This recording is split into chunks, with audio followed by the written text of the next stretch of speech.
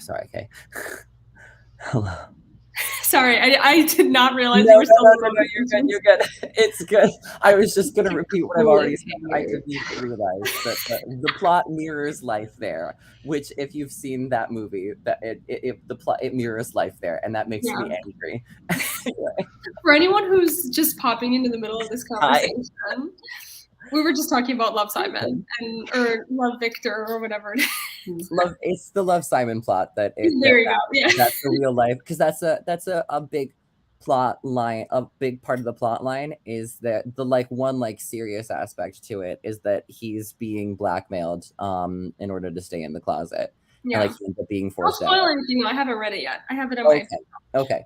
I won't read it. Also, the book is way better than the movie. Yes. Changes that they didn't need to. I hate the changes that they made in the movie. I hate the changes they made too. I really hate the changes they made, but you know what I didn't hate the changes they made to, though, was the Heartstopper Netflix adaptation.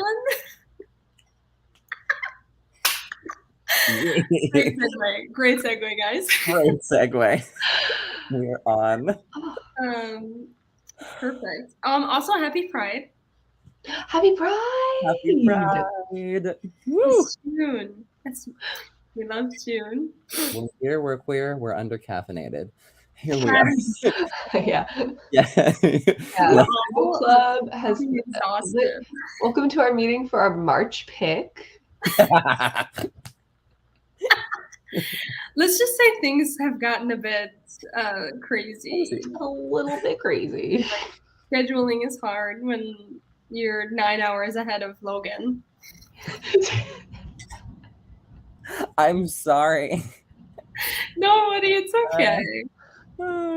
Just move to Atlanta. Yeah, every time I look at prices here versus there, you've no clue how close I am to be like, you know what? Yeah, let's do it. Screw everything. I'm just gonna pick up and put shit in boxes and just move away. Mm-hmm. Just show up at your door and be like, hello. Welcome. Yeah, I've returned. Even though I've never been here. I love it. Yes, that was the other thing we were talking about, was just life and expensive everything is. But let's what's so how's everybody doing? How y'all doing? There's no one on yet, so it sucks because it's so early for you guys. I feel that. Okay, it's fine. I have to wake up. Are either of you guys watching? Okay, so I didn't watch Drag Race for the past couple of seasons because I just didn't for some reason, and then I got right back on for the All Winners season, and it's like it's so good. Yeah. So good. Did you watch the Snatch Game? Because the Leslie Jordan impersonation is only fixed. It's only topped by the Judy Garland impression, and the Judy Garland it is so good. It is so good, and I'm wondering how we're gonna have another season that's as good as this. I guess until they do another All Winners season, so we have 7 years. But yeah, I've actually never watched Drag Race in full because I don't watch a lot of live TV or anything like that, and I don't know if they stream it anywhere. But I watched videos of some of the particular things that they do, but I haven't seen the show itself. I'm in the same boat. It's a fever dream. It's great. You have to watch Untucked at the same time, otherwise you're missing half the story. And it's there's a plot. Well, no, yeah, because there's Drag Race itself is the competition side of things, but then after every episode of Drag Race, it used to be on YouTube, but now it's actually on the oh god, are they on VH1 now? I can't remember which, because they switched broadcasting companies a couple of times. There's an after show, because when there's a portion when the people that are in the top and the people that are in the bottom go out and get judged. They get their critiques and stuff, and then everyone else who is safe in the competition goes backstage and is either drinking or not, just all that stuff. And there's a whole segment called Untucked that's its own show where they're They're like just the drama of what the safe people are talking about, and it's like it's so good. Oh, But that's awesome. it's good. But Heartstopper. Now I'm sorry it's so being awake. You're awake. I'm sorry it's so early. She's been waking up earlier than me. I'm just tired. Oh my gosh. I'm so sorry, guys. No. I woke up before my alarm. This would have happened anyway. I nearly stayed awake with the schedule I did to myself last night, and it probably would have been funny. But no, this is mostly my fault, to be honest. I have my schedule is stupid, but it'll get better soon. I promise. It is all good.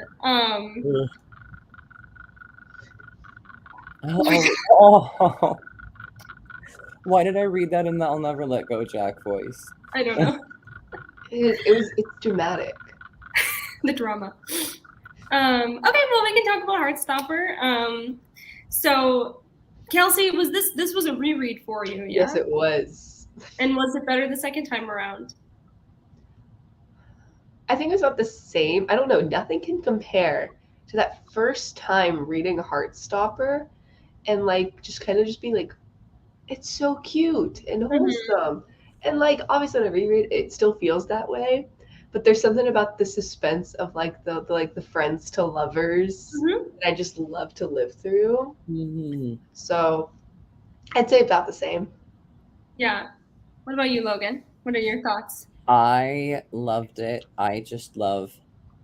It's interesting because there are a lot of things that are like definite like gay love story tropes that like if it were written differently or presented differently, I would have been like, oh, that's been done 78 million times. But because of the way that it was written and the way that it was presented, I was like, I am in love with this. This is cute.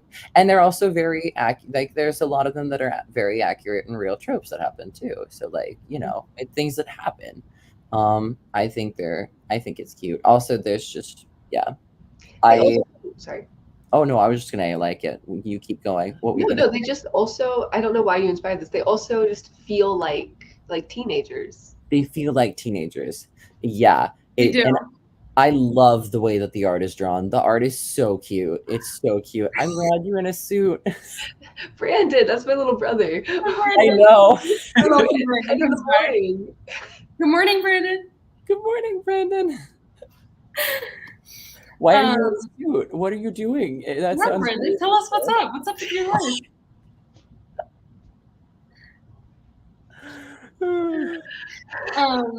I think that one of the best things about Heartstopper is one, how accessible it is, because you can read it for free on an app, just 100%. And oh my goodness, he lost a tooth. Oh wait, your tooth finally came out? I hope it was a baby tooth. It was a baby tooth. To lose teeth that I'm not supposed to. My friend Fields, who has a new song out that's really good, go stream. Boy Next Door. He's sorry, that was an accident. Lost a tooth like a couple of years ago, just because of stuff, and now he has a gold tooth, and it's like really kind of badass. He's like this, gentle giant. I just have to say, like because it's accessible and it's like you're able to read it for free just on an app that you can download, or I assume you could probably also find it online, like on a laptop or something. But then you can also buy it in print, like and I don't think it would have had the same effect if it was written in novel style. That's true. Because the thing about the comics is that the art style and everything is so perfect surrounding like exactly the tone that Alice is trying to convey, that like it just adds to the story versus I think putting too many words in, or even like hearing the inner monologue, I think would be just too much. Like, I don't think we would feel that, because like now it's like we're like looking through a window and we're watching this beautiful romance bloom, and watching these two characters struggle like with their identities and everything, but versus us being in their place. And I think it just gives it a different feeling than if we had been, I think it would have been darker almost not darker, but like it would have been a lot more serious, and it wouldn't have that lighthearted, fun feeling that the comics brought to it, that then they were able to take and bring into the live action like so perfectly. The comics were very, I think the art side of the comics really adds a youth to it and adds a sort of novelty to the like novelty, but adds a sort of, I'm sorry, I don't know what's happening today, a very it just adds like a cute aspect to it that were we to read this, I agree with you, were we to read this in a novel, it would be different, and it also wouldn't have felt as original either to me.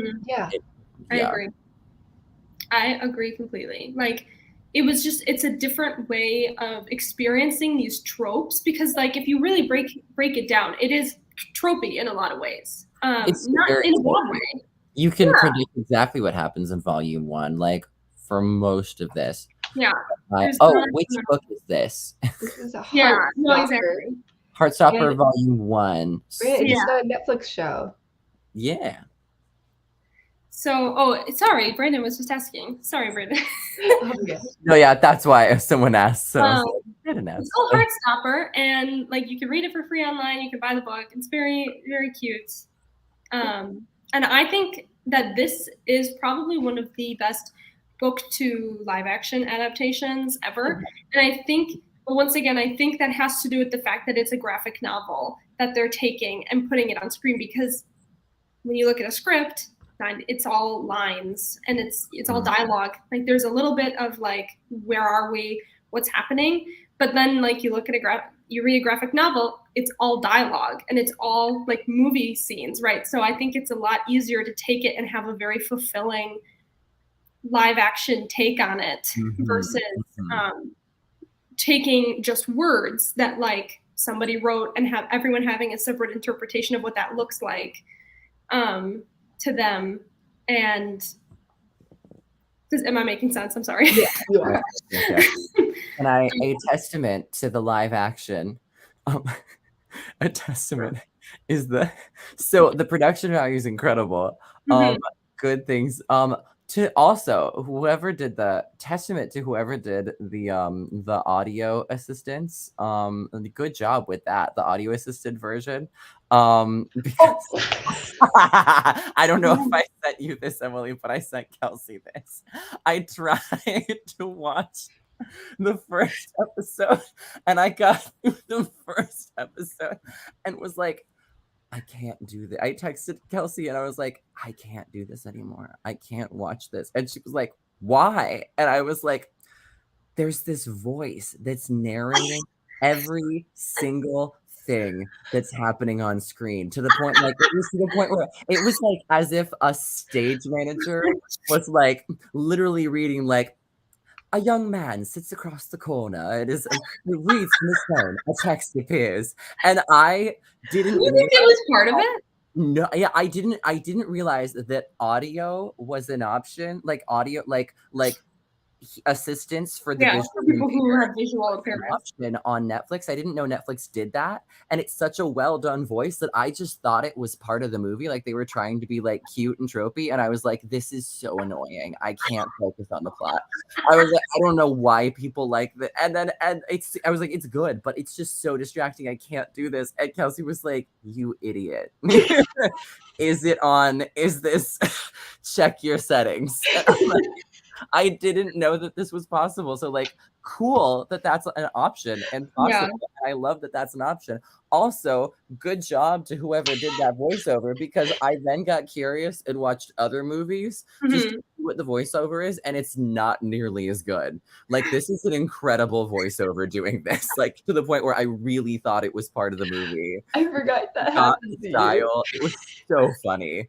And then I rewatched it and was like, never mind, this is perfect and I love it because now I can focus on the plot. But like, it was so much that I was like, I don't know what's happening because I'm just listening to this voice. But like, I want to move into like more deeper thoughts, like of the. I want to keep it moving because Logan, I know you have to leave like at a decent time. You're good. Well, I mean, we have like we still have an hour before I have to leave. Oh, so. Okay. Yeah, I don't have to read 30 seconds. But like, yeah, there's not much to the plotter to summarize. Just like Nick and Charlie go to a little school in the UK and they're British, and they develop a crush on each other. That was Kelsey's corner. Kelsey's I know we're spoiled with Emily's. Wait, I like once again, every time I read a book that takes place in England and they're like in high school, I am like always flabbergasted that I don't understand how their high school works whatsoever. Oh, me either. Yeah, like, I don't. What is happening? And because they like I don't know. I don't know. Like I need to talk to Yasmin because I'm so confused about everything that's happening. Because I'm like, wait, what grade are they in? What are they doing? How are they in two separate grades and in the same class? Or like all these, and I'm always just like, what is happening? Or like how their exams work, or like the form. What is it? What is it? It's like the form. I don't know. Yeah. Is that it? I don't understand it either. I've had British people explain it to me before, and I still don't get it. I don't know. I think I've had Katie from Katie Can't Read explain it to me, and I'm like, thank you. I'm glad that you're on page with us. Katie, you know what we need to do is I'll tell you this after the live. This is not important. Huh? Are you calling me Katie? No, I was saying that because Katie lives here too. Oh, we need to plan. Oh, yes, in LA. Yeah, and I haven't seen Katie since she and I hung out that one time because we have lives. So we should plan.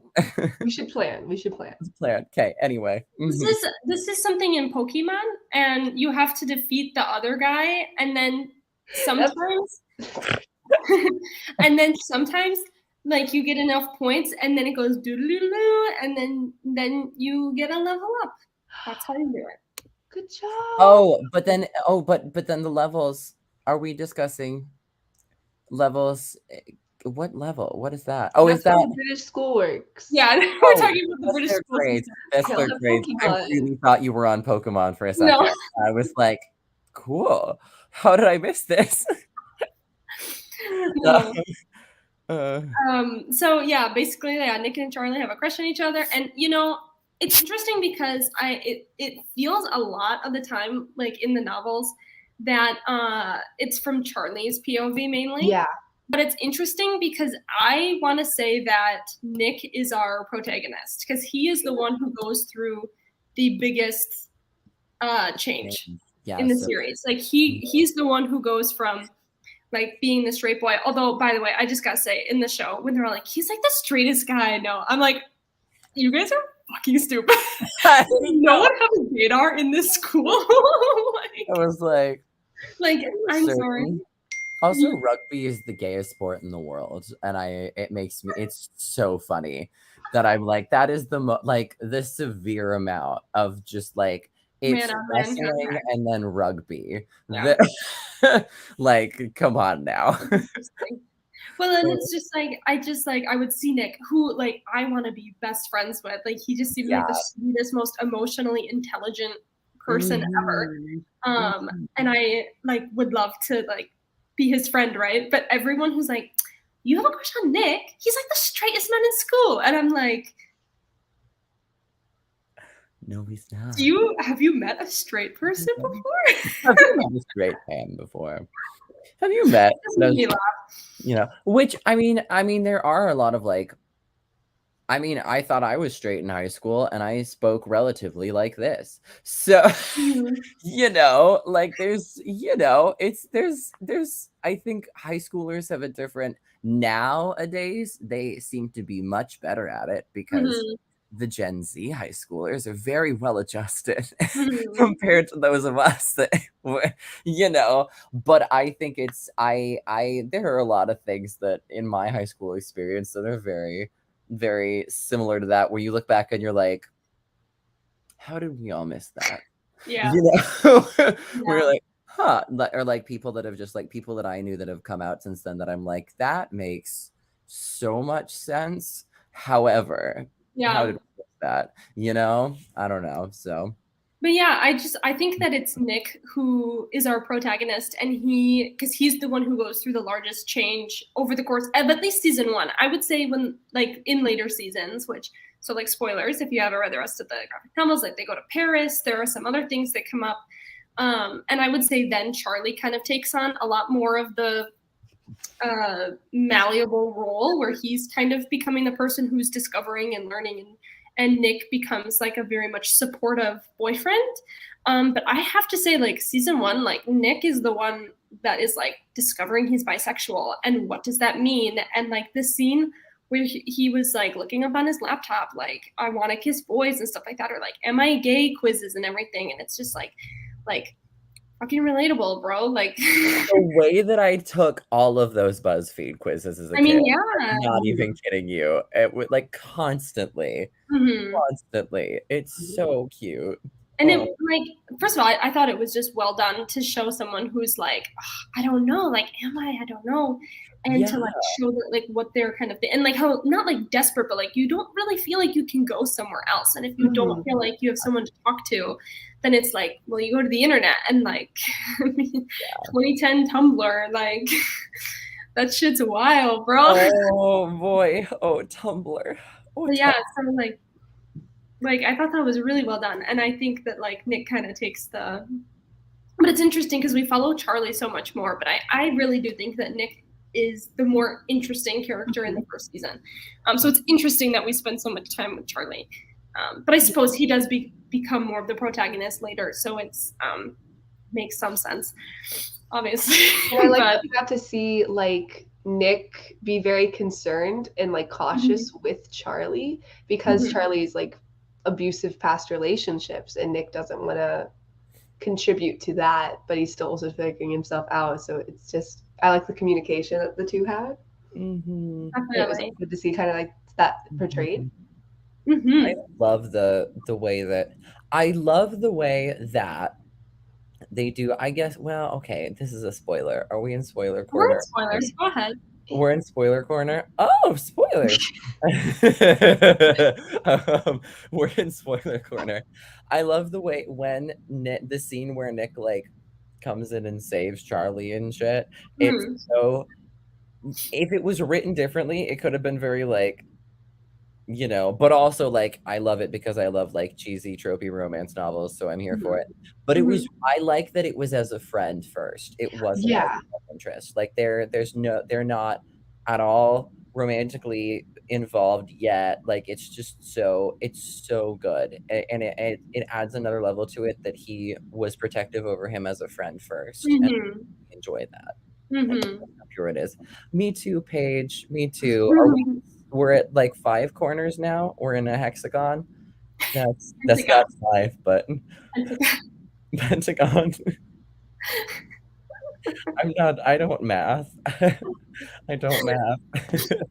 No, I totally agree, and I love the way that their relationship blooms, and I love like Alice doesn't, like in the graphic novel especially, she doesn't shy away from like the texting, right? Like, because that's how most people communicate. And like I thought like the way that she portrayed their dialogue through the text was extremely realistic. And you know, one of the things that like people tell writers and everything is it's not what they're saying, it's what they're not saying, and it's what they're hiding underneath. And I think like Alice does a really good job, especially like in the text messages and everything, and like showing, you know, it's different when with different medias, like you can like see them holding the cell phone and like not texting, or like deleting the text, like constantly deleting editing. That was so smart, and I was like, do it all the time. Like it's so good. Yeah, and to like to see like what they're thinking and what they're not saying to each other, because it's like that's where that tension comes from, right? Because we know like what the fuck's going on here, and they are the ones that don't, and like we can really root for them.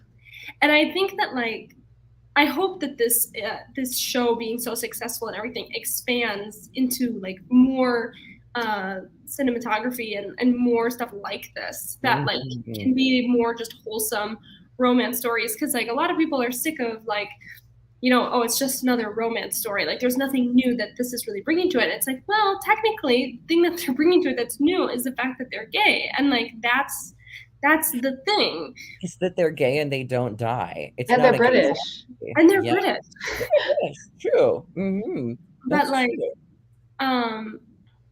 like, we need these romance stories, and we need like people experiencing this kind of love from all sides, because like gay people should be allowed to have these stories told as well, even if they are very similar to other stories that have been told in the past. Yeah, I mean, I would be so much more well-adjusted if I had something like this as a child.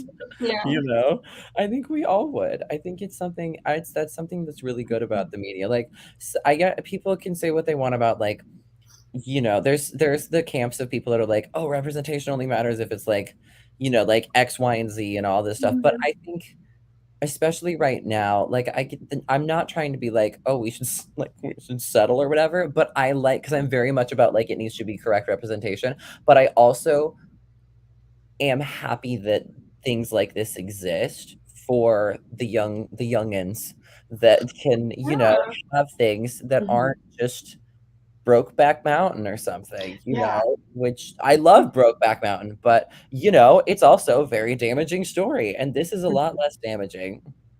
That's true. Exactly. Mm-hmm. They can have, we can have the same story told 100 different ways and no one blinks an eye. But, the second you make it gay, it's like... Yeah, exactly. No, and I'm happy that the show has gotten like so much attention, like doing 2 seasons, like renewed. 2 and 3. Do we want to talk at all? Like, how do we feel about the bi representation? Love it. Love it. Like, do we want to talk at all about like what we really loved about it or what we wanted more of, maybe? Let me grab my notes. You're great too, Brandon. Oh, thanks, Brandon. Big love. I love your Super Mario icon. He's a little Nintendo YouTuber right now. Oh, big love. Mm-hmm. These make no sense. What are you talking? Did you read your notes? My notes don't make any sense. I wrote the first note, not the first note, the like 5th note here is I can only hear the sister's voice in the "My money don't jingle jangle, it folds" rap which I don't even know where that came from. My money don't jingle jingle, it folds. I like the way you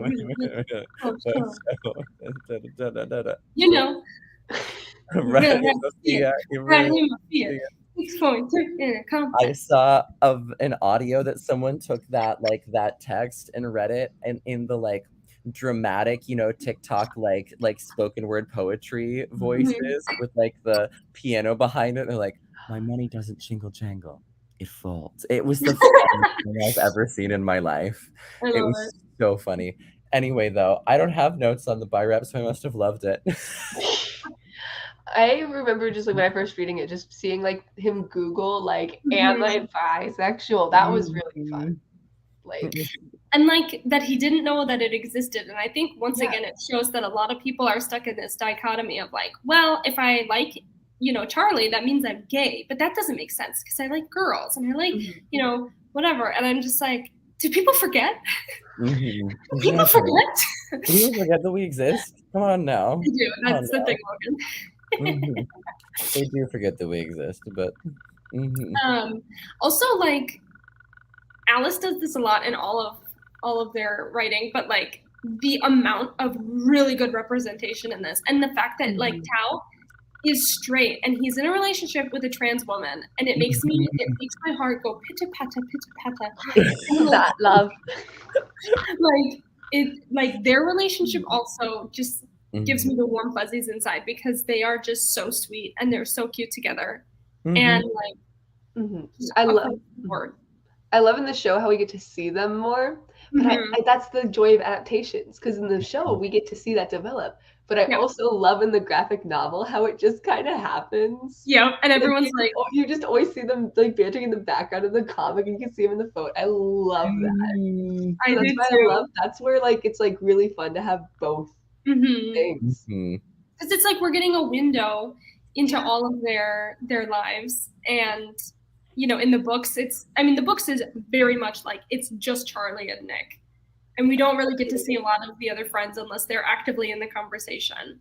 But yeah, with the adaptation, like you said, like it's really cool to have these like extra scenes, like the movie night and everything, and to see like her experience at this new school. I love that. The other queer women.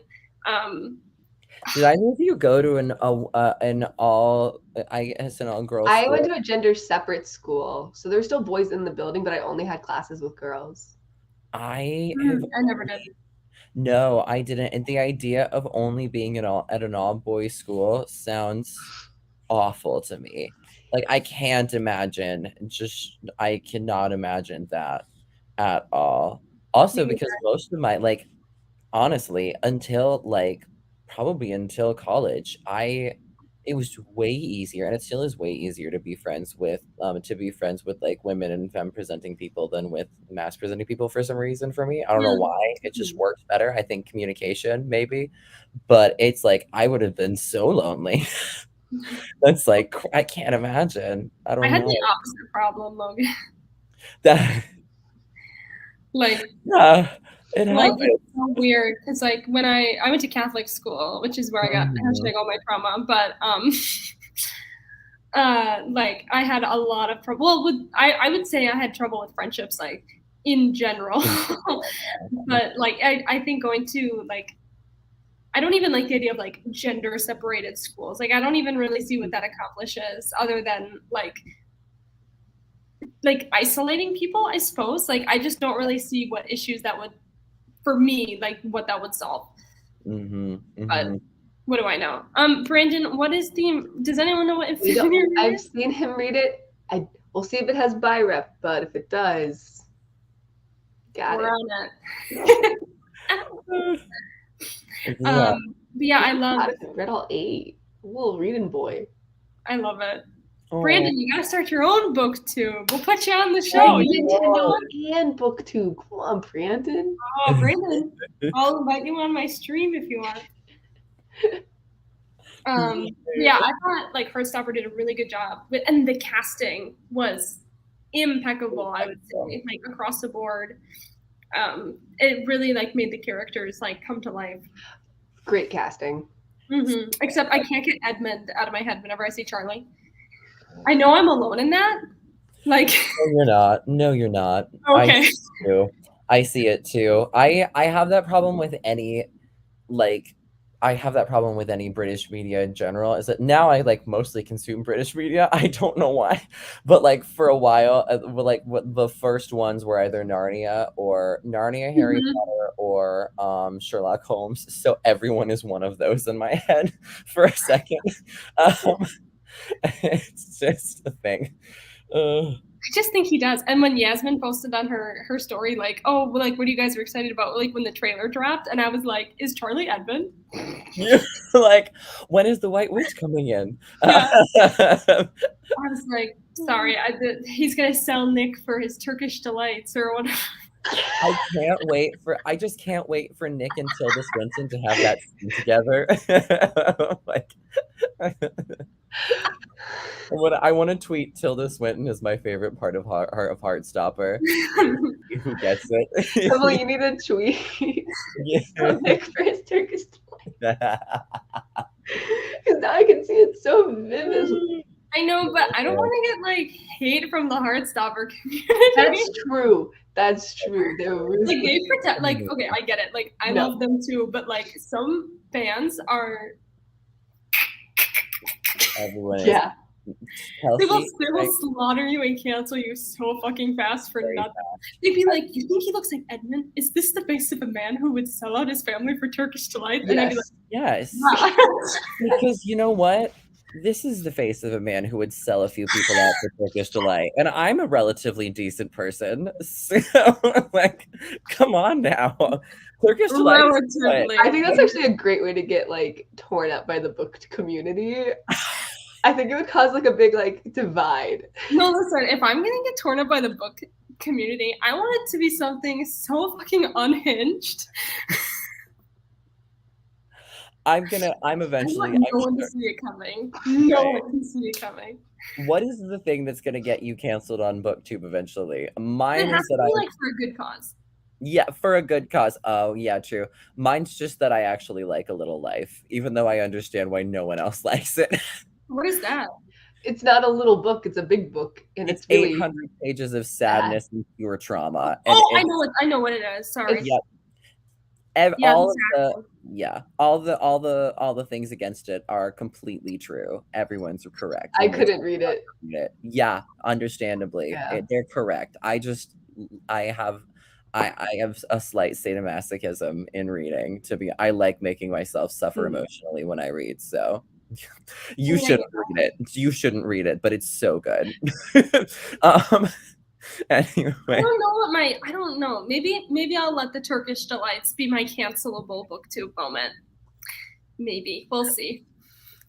I don't know anything else. Like I feel like I have some pretty like standard thoughts about it. Although I was ranting to someone the other day about how like, you know, because I loved Heartstopper. Obviously, here we are in the stream like gushing about it. But like I've said like many times like that the MLM adaptations are always a lot more successful than WLW. How do you say women like women? I don't know how I should be saying that.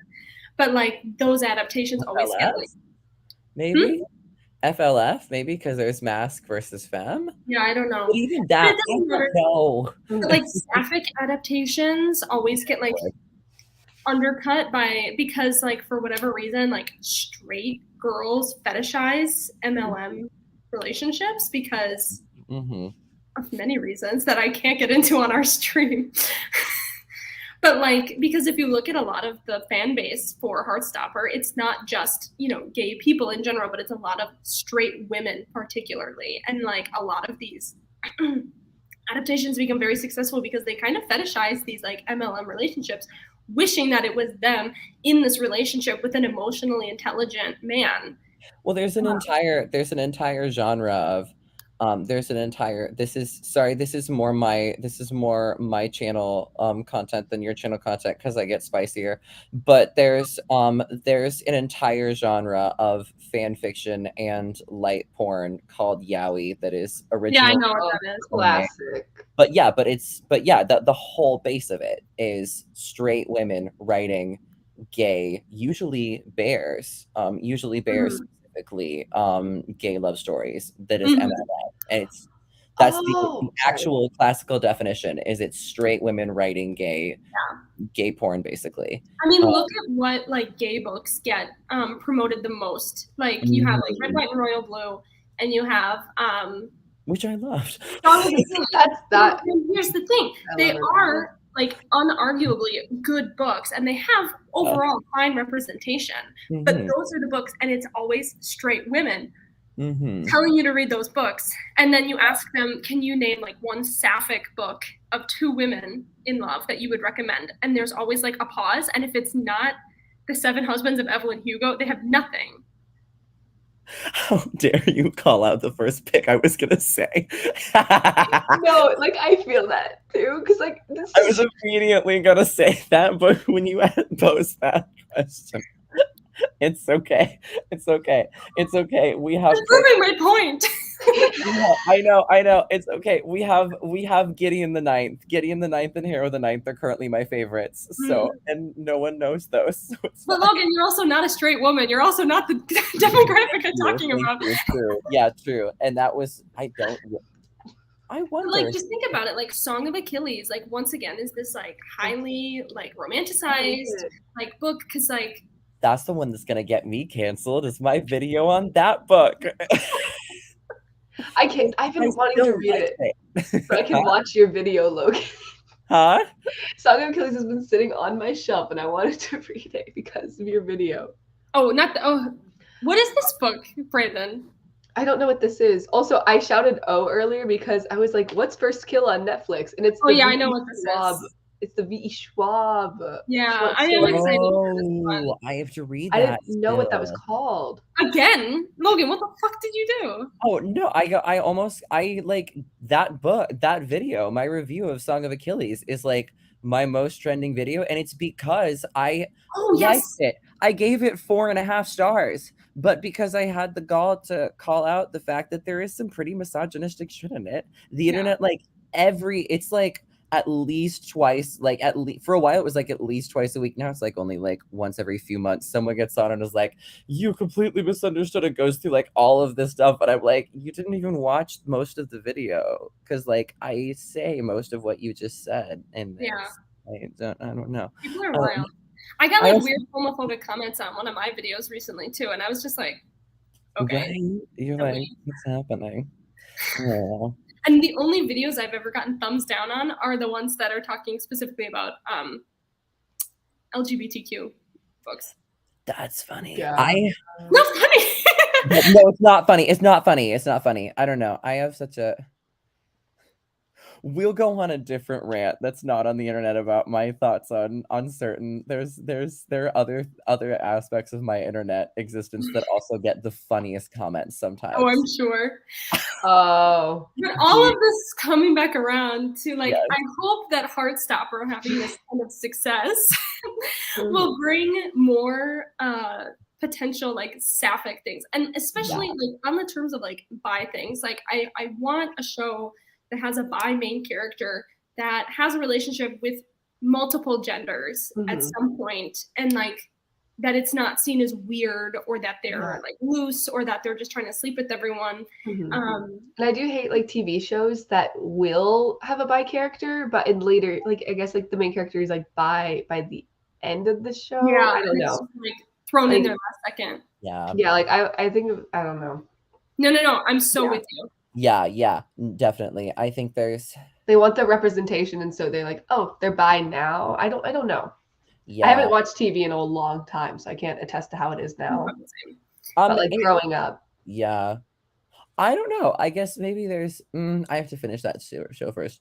I like spoilers. I like the development of, I would say I don't know if I like the development. I don't know. I think what I was thinking of was the 100 TV show. That was what I was thinking. No spoilers, because I haven't watched that yet either. That's but okay. yeah, that's okay. I was also there are two specific Sex and the City characters that it happens to at points in the TV show, one in the reboot and one in the original, and I can't decide if I really like or really don't like the way that they're handled. But there are two of the characters have bisexuality arcs in that, and I don't know. Yeah. Yeah, I mean, if it's about them like discovering it, I think that that's fine. But it's just there's so often where it's like they're with a guy the whole thing, like if it's a woman, right, and they're with a guy the whole time, and then it's like at the last second they're like, actually, I'm bi. Oh no! Oh my god, it makes me remind me of that scene in Dodgeball. Have you guys? Oh yeah. You're talking about. Like, obviously this isn't like meant for representation, but it really pissed me off. Like, it's kind of funny. Like, now that I'm older, I'm just like, whatever. Like, it's a stupid movie.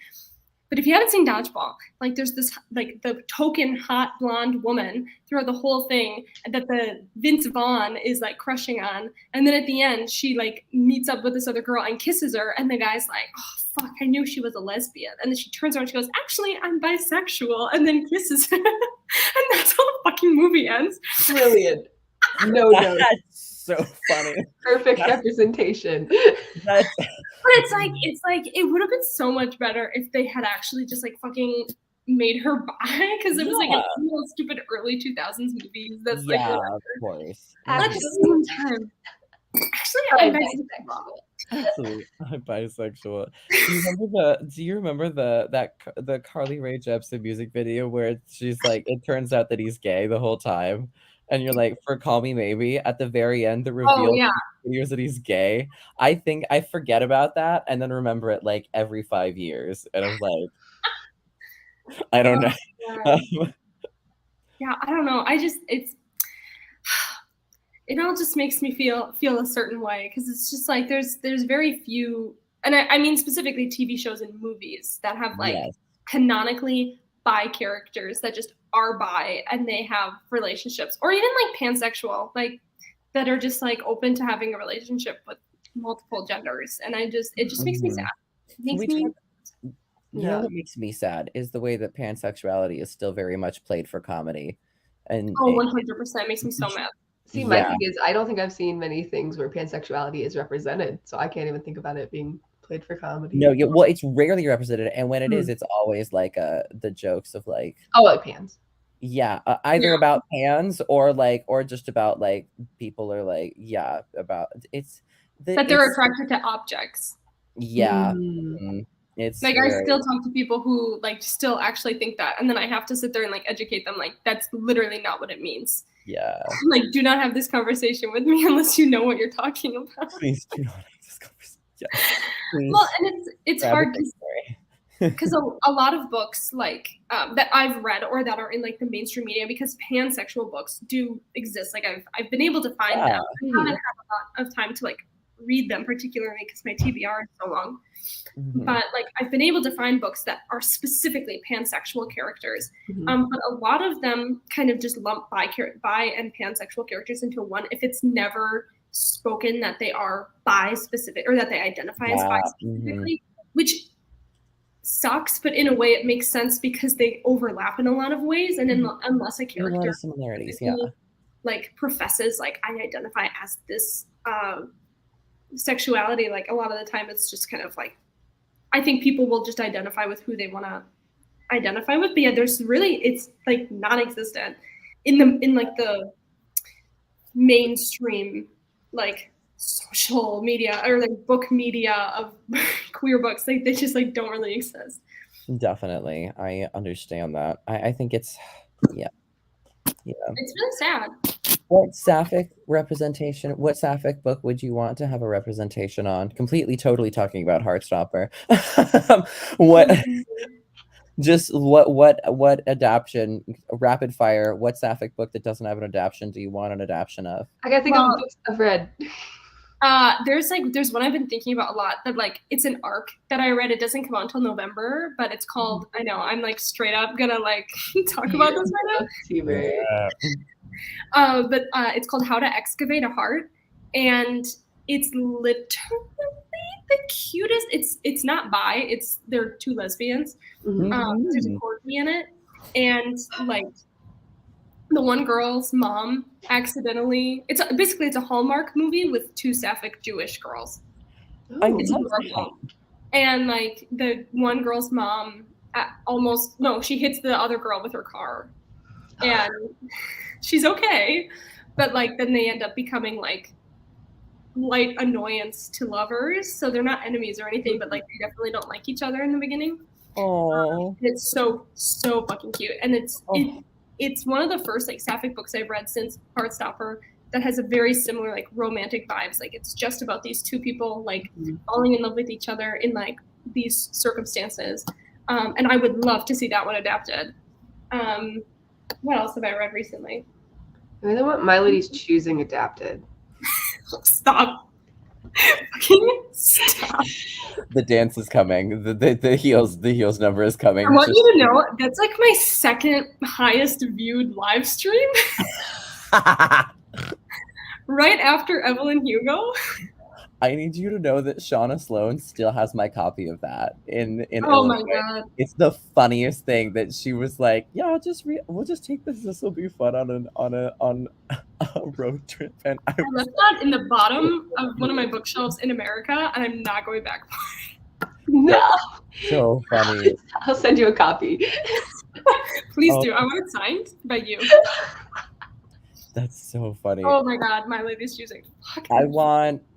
I want Gideon the Ninth and Harrow the Ninth and the rest of those. I just haven't read them yet.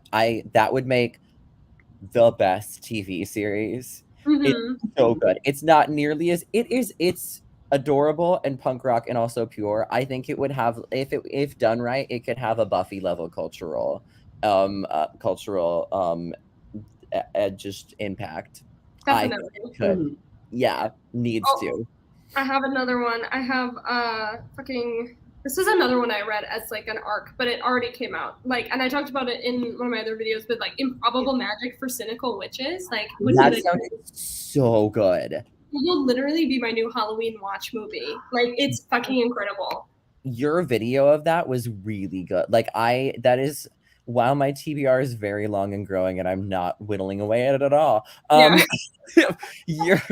you're that's like moved to the top. It sounds so good. They like every book on that list sounds fucking awesome. Like I'm so glad I did it, and I put like shitloads of links, and I hope people check them out because like there's so many fucking good queer books coming out this year that like I could do like another like 10 videos on it and still not get through like all of the books that I want to read. I haven't read anything this year. Looking at my list, I'm just like Rise So of you Kyoshi. say you haven't read today? Yeah. I haven't read in a long time. Not just today. Oh, not just too today. barren. Oh, it's okay. I'm getting every 2 weeks. Every 2 weeks we're getting one right now. Throwback to my New Year's resolution of twice a week. It's just life. Yeah, but Rise of Kyoshi has stuck with me as an adaptation I want, just because of the horror elements that we could have had. Yes, yes. And it needs to be animated. It needs to be an animated series. I agree with that. I'm like, give it to me. Yes, same. I don't want to do live action. Give me the Kyoshi series. Yes.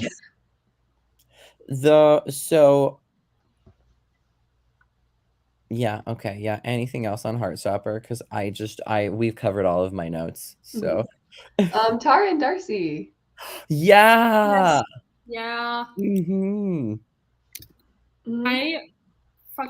I would say I like them better in the TV series than I did in the graphic novel because once again we get to like know them a bit better. Oh, but I really fucking loved their story, and like it kind of, if you guys have seen the musical or the movie Prom, kind of reminded me of that, where they were like, we don't want to come out, and then like at the dance and everything, and then they kiss, and I was just like, yes. I know. I was just so pumped for them, and like, oh, it made me so happy, and I can't even imagine like how hard it would be to be in a relationship with another woman at an all-girls school. Yeah. Like the amount of like, yeah, I don't want to say like alienation, but like, you know, people always talk about like locker rooms and stuff like that, and like, would you be comfortable changing in the locker room with a lesbian? And I'm like, well, first of all, yeah, because like, what's wrong with you? But like, what the fuck? But like that's but like high school people are so fucking like that though. Like they're so mean about that stuff. And like, listen, I was uncomfortable in the locker room just anyway, and like to like be, I don't know. And I loved how like when she got overwhelmed and she like, or Logan, you haven't seen this yet because I don't think this is in the I haven't watched all of the TV series yet. So, but well, plug your ears. No, spoil it for me. I don't watch it anyway. But like when she like kind of has that panic attack and then she like runs away, and then like I think it's Darcy. I think Tara's the one that runs, and then Darcy follows her into the practice room, and then they get locked in there. Like that whole scene, for whatever reason, first of all, it took me back to high school when I was fucking like practicing in the practice rooms and everything, trying to get away from everyone.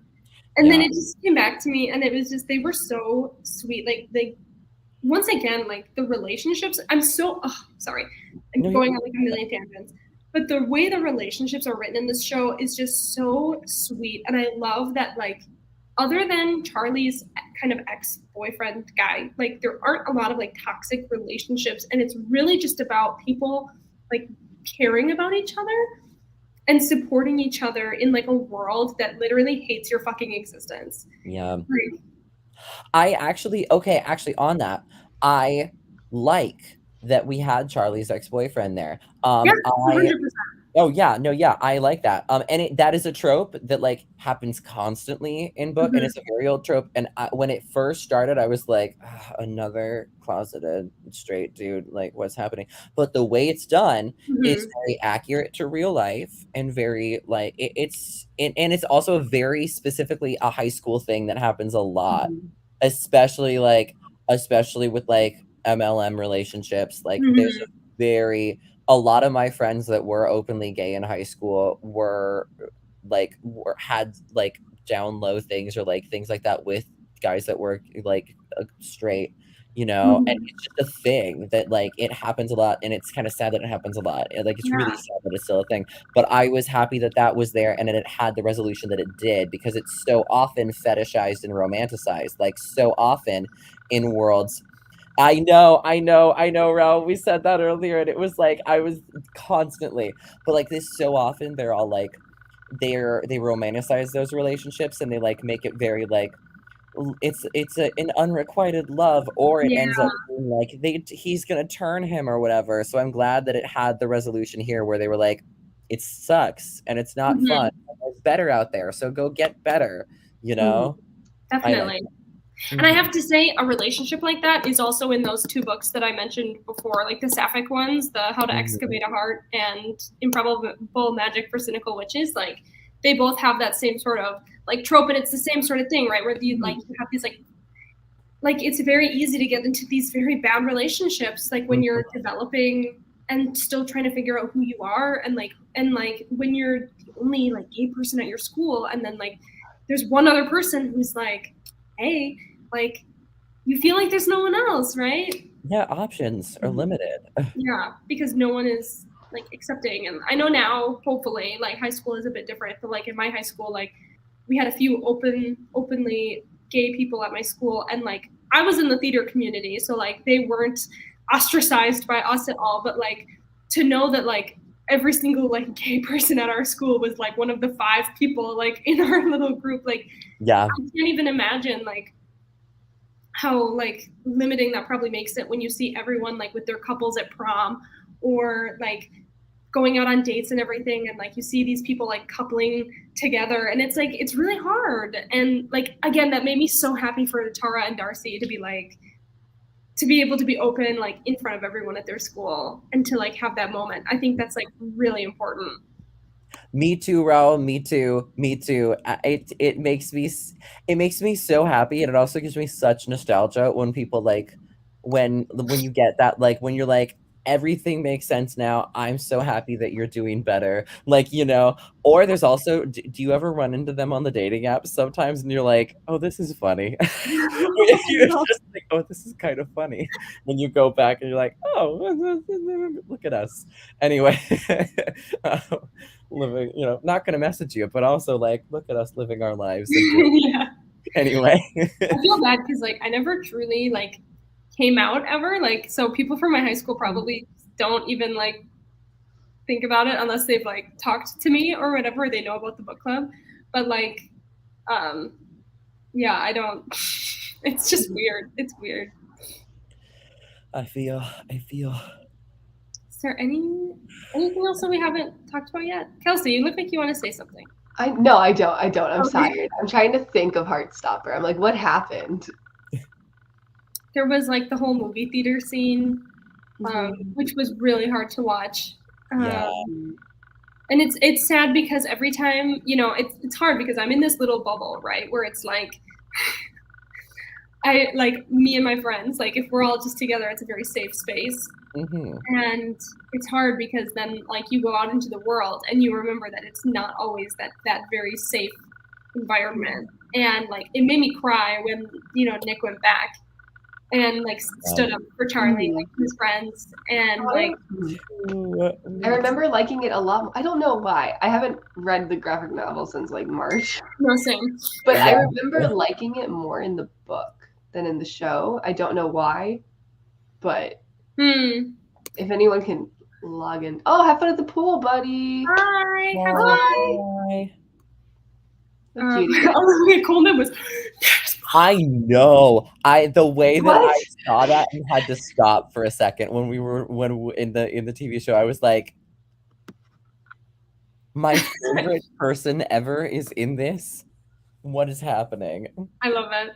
And Nick's mom is the reason that he is the way he is, and like it makes me fucking cry every time I think about it, to have someone like that, like emotionally intelligent, to have like, it just shows that like having a parent who is like Nick's mom, like what that does for you as an individual, and like how different like the different like support systems in place for people like that. Yeah, that I sobbed I really did. I know. It's so good. Can we? Yeah. The Also, him coming out to his mom. Yeah. Mm-hmm. Yeah, that happens a lot. That's a very realistic. I want that novel, Raul. I want that novel. It's sad because Yeah. it's hard because like when you're treated that way, it's not right. Like that should No. never be a thing. And I hate that. I hate that it's the whole fucking like, oh well, they're bullying you because they like you. It's so stupid. It's so stupid, and I hate it. And it creates really bad dynamics as an adult too, and it makes me mad.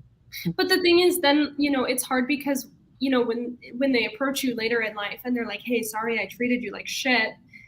I was going through this thing." Part of you wants to be like, "Yeah, I totally understand. Like you were going through it." And everything, but you're also like, you treated me like shit, and like that's not okay. And it's really hard to like wrestle with that, and that's not something that everyone has to go through, to be like do you forgive people like who do that to you, or do you just kind of like accept and then just move on and just never speak about it again? Like it's hard. Is this about Olivia Colman? It's about Olivia Colman. Yeah. Hello. Yes, I will make sure he knows. He wanted to be here today, but he's at work right now. But I know he's planning. He has recorded a video, and he'll be posting it hopefully soon. I don't know exactly when. But then I think he wants to do a live soon as well. So, like, I guess keep your eyes and ears peeled. He wants to come back. It's been a lot. He's working like, I don't know, like 60 hours a week. Oh. So not actually 60, but it's like pretty fucking close. Mm-hmm. Oh, poor guy. That's awful. Yeah. Oh. Yeah, it's Raul, I'm so sorry. But like we're here for you. I promise. We love you. We got you. Mm-hmm. And reach out to Logan and go see him in LA. Come see me in LA, please and thank you. Anyway, please. Logan is very lonely. I don't fucking know anything. Listen, you've gotten the Snapchats. You both have gotten the Snapchats, Anyway. Do we have, hold on, let me get my new banner. Do we have any final thoughts on our beautiful Heartstopper? Read Heartstopper. Yeah. And if you weren't here for the beginning and you're kind of interested in reading it now, you can read it for free on the Webtoon app. And I think you can find it online for free, probably on the same platform. Or you can buy the book version. It'd be incredible. And then you can talk to us about it because we obviously love it. I love it. You have to go see Logan. Logan's a lot of fun. Thank you. I am. Thank you. I pride myself on being a fun grandma. Anyway. And I know we're late, and this is technically, I think, now our June book. Do we want to announce what our next book would be? Yes, announce it. Me? Okay. Yes. Remember what it's called. I don't remember. I do. It's okay. So we're going to be reading a book called Realm of Hope, and I have to think of the author's name. By E.L. Lee. Yeah, E.L. Lee. Ellie. It's a independent author. It is inspired by the Marvel Cinematic Universe and Avatar: The Last Airbender and Percy Jackson, and it has tons of representation. I love that Kelsey and I are both discovering this on the live. We're both like, yeah, let's read it, and I have no idea. Told you. I know.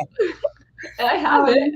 I read it now. But yeah, Ellie is an independent author. You can buy it on Amazon, I believe, but there's also probably other stores, but I'm not sure exactly which places she has her book through. It's on Kindle Unlimited. Yeah, so definitely check it out, and it's fairly long, so just a heads up, it's like 500 pages. Okay. But it's inspired by all these different things, very diverse, some queer representation. It's not spicy, so I'm sorry if people want us to read spiciness. But yeah, it's supposed to be incredible. It's like it's a big cast of characters, and it's supposed to be, I don't know if it's supposed to be found family, but I know like they all have like different powers and different things going on here. There's like 6 worlds in the realm. Yeah, it's like it's supposed to be a Creatures very of darkness begin to consume it. Yeah. We have Crisis I know. on Earth. I'm ready. So it's called Realm of Hope.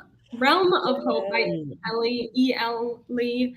And I thought it sounded really interesting. It's her debut novel. She's like in her 20s. She's like our age, and she just and the second one is coming out at some point. And she's really sweet. I've talked to her a few times on TikTok, and like I really hope people will go out and buy it, and that we can all talk about it and support this author.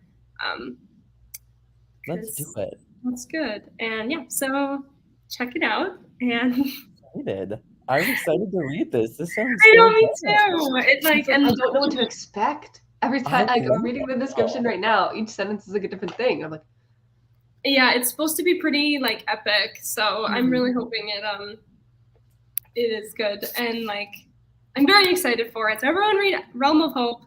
We'll put it on the Instagram and check it out. She had a sale going on. It was like 99 cents again, like last week. I don't know if it's still on sale, but definitely check it out and let us know if you're going to pick it up. Yay. Join us. Join us whenever we find a schedule. Yeah. I'm sorry. No, it's not all on you. It's not all on you. It's on the fact that I have 2 free days and constantly give them up. So that there's that. I need to learn to say no to things. It's a good part of this. Anyway. Fair enough. Well, thank you to everyone who watched our stream. I had a great time, and I missed our chats all together. And we loved Heartstopper. Join us next month, hopefully, to talk about Realm of Hope by E.L. Lee. And yeah, we'll see you guys hopefully soon. Happy Pride Month. Happy Pride. Bye. Bye.